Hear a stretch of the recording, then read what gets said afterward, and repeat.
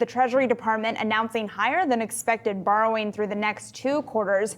How exactly the Treasury meets those borrowing requirements could have an impact on the Fed moving forward. And for more, we're going to bring in Gargi Chaudhuri, sorry about that, Gargi, BlackRock's head of iShares Investment Strategy Americas. Gargi, thank you for being here this morning. I want to talk about the 2-year breaking through that 5 handle here.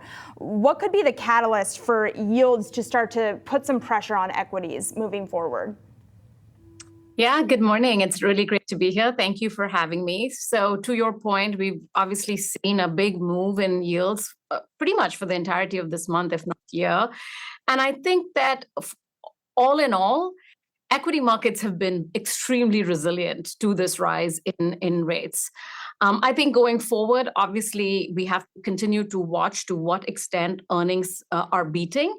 And that's been the big story. So far, as one of the guests was saying earlier, earnings coming in better than expected have given a boost, especially to the large cap, to those consumers, to some of the what we call the quality sectors, to some of the communication services sectors.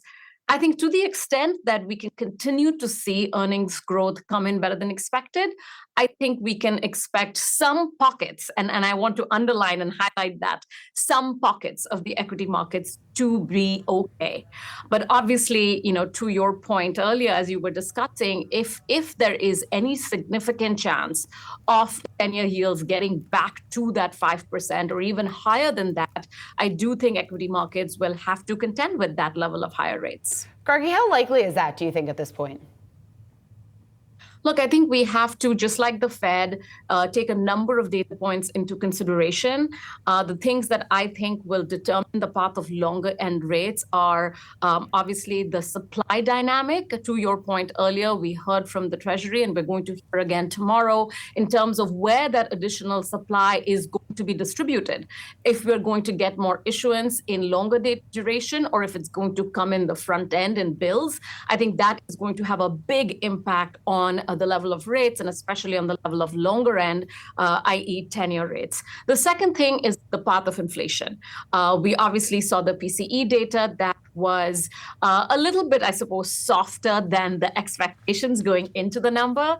But as we all know, CPI and PCE for the first 3 months of the year have been tremendously surprising to the market. And if that continues, so if we not only not see a deceleration in that very important services ex housing, but if we see an acceleration, I think that would absolutely lead to higher end, in fact, all rates to move higher. And then the last thing will be on the path of the labor market and broadly on growth.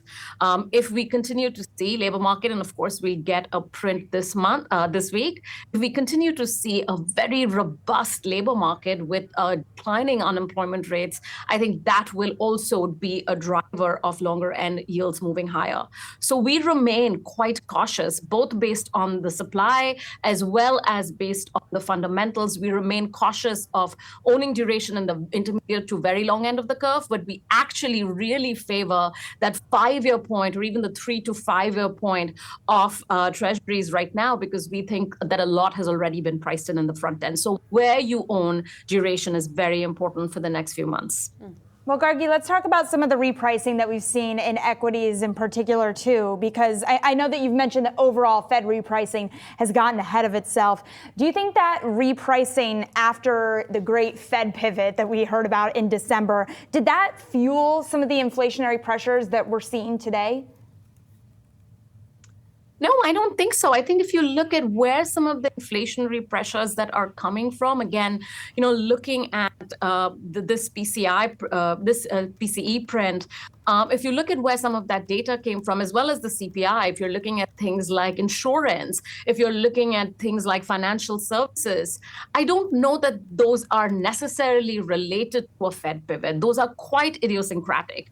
But of course, the broad picture, I think that we have to keep in mind as we think about investing for the next couple of months is, are we seeing that deceleration in inflation that we had seen in the last quarter of 2023? And we are not. Now, we haven't necessarily seen a re-acceleration. Services inflation, hasn't decelerated and has sort of been steady. I think the part that I'm very watchful of and sort of very aware of an equity market as an equity market participant and investment strategist is to what extent we continue to see that deceleration that we have been expecting in housing come through. And if we do not see that, I think that makes the path ahead for rates, for equities really tough. But I think it's a little, I don't think it's necessarily accurate at this time to say that it's related to the Fed pivot. First of all, it's too soon. And second of all, where some of the components of inflation have been surprising to the upside have still been a little bit idiosyncratic in nature.